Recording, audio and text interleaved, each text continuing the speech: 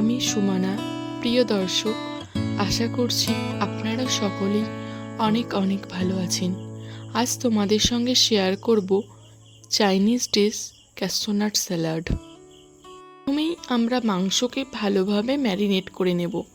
তার জন্য দিয়ে দেব আদা রসুনের paste, tomato ketchup, red chilli sauce, soya sauce আর ডিমের সাদা অংশ।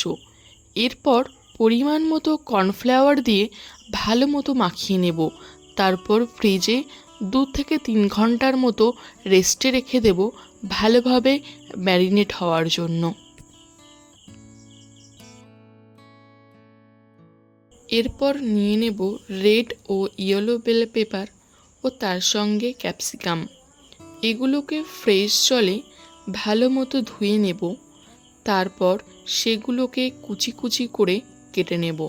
বলে রাখি, স্যালাডে সাধারণত আমরা এই বেল পেপারগুলোকে কাঁচাই ব্যবহার করি, কিন্তু আমি তা করব না।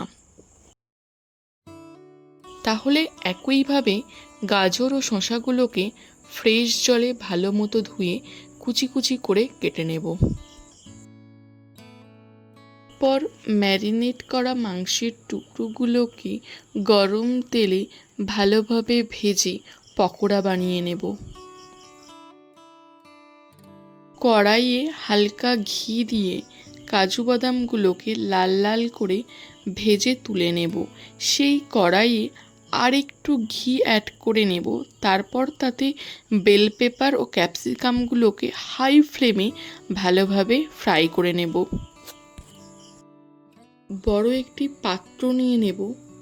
তাতে দিয়ে দেব পরিমাণ মতো tomato ketchup, green chilli sauce, red chilli sauce, pizza pasta sauce, soya sauce, chilli flakes, সামান্য পরিমাণ গুড়ের গুঁড়ো ও বিট লবণ। এগুলোকে ভালোভাবে মিশিয়ে নেব।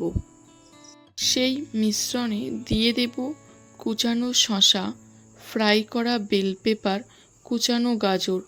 আবার এগুলোকে ভালোভাবে ওই মিশ্রণের সঙ্গে মিশিয়ে নেব।